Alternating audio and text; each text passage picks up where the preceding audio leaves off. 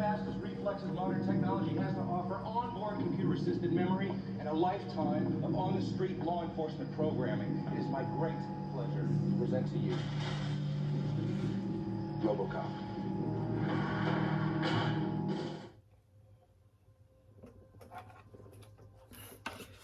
What's up, guys? A little duct tape. It's 3DB bringing you guys another print. This one is Robocop. This is the 1980s version. Kind of giving away my age. No, I was not born when this film was made, but it was still pretty popular around my time. I still remember watching this movie as a kid.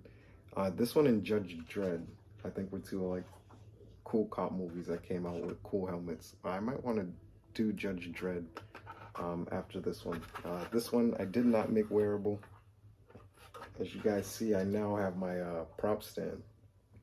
And this is actually inspired because my friend is actually going to meet John Weller at a Comic-Con and actually get this signed. So that's a big inspiration for this print.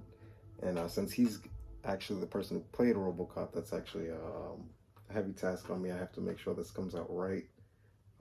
He's gonna sign it. That's gonna be pretty cool. He's gonna actually touch this print. That's amazing to me. So a couple things with this print. I did have one failure. I showed you guys pretty much how I built it up. The only thing that I didn't show was the supports on everything. I pretty much had supports on, even for the draw piece and just basic supports for the back. Just print it like this. So I just had some supports coming around the back. The cool thing about this model is actually from DO3D. I do have a subscription link with DO3D. I'm gonna start leaving that more so in the comment section. If you guys do like some of the prints, some of the models that I make, definitely try DO3D out. Their files do charge, but they do have a lot of files that are free. And most of the files, unless you're looking for like a full suit, are pretty reasonable in price, like 20 bucks or so. It's not too bad. But back to the failure. So I use just supports, as you can see, just on the sides, because I wanted these to come out with a lot of detail, but I didn't put anything at the center ring. I didn't see exactly when the print failed, but I'm thinking somewhere around here, starting to connect the top of the loop, there was some support or something that was printing outward that didn't get supported. So that was kind of weird. So after that, I put supports on everywhere, and everything pretty much had supports. And those are like the little pinholes, as you can see here. And they have those pretty much on every part of the helmet, which is one thing that I like. So you pay for the file, but you get a very good file. Like, they put everything that you would think of, they put as far as detail into the print. So it makes it pretty simple. And another thing that I like about DO3D is, again, their attention to detail. So even the side decals.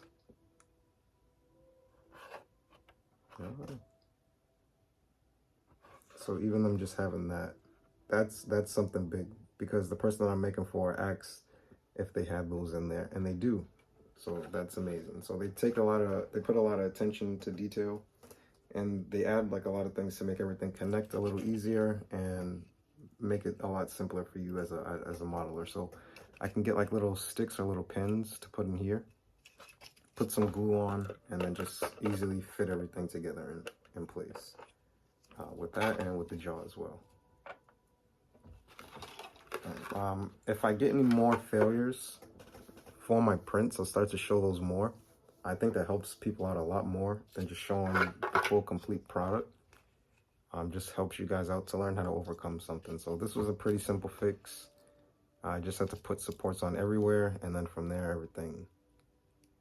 It was pretty weird how it failed too, because all of this got pushed off the printer, so something hit somewhere, but hey, it is what it is. But enough of that. Let's get into the print now.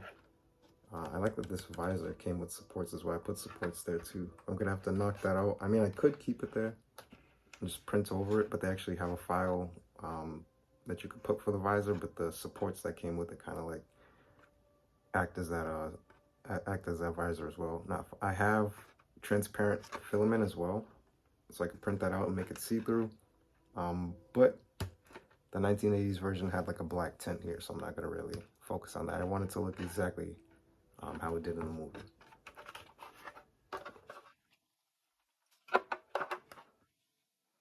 This came out good.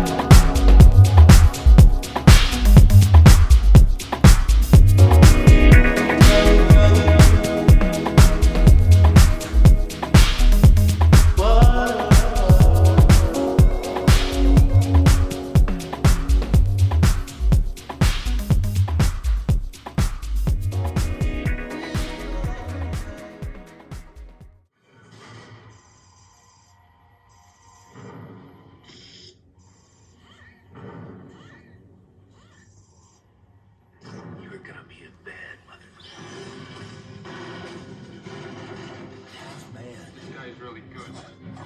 Machine. Robocop. What is he? He's a cyborg, you idiots. All hero. What are your prime directives? Protect the innocent.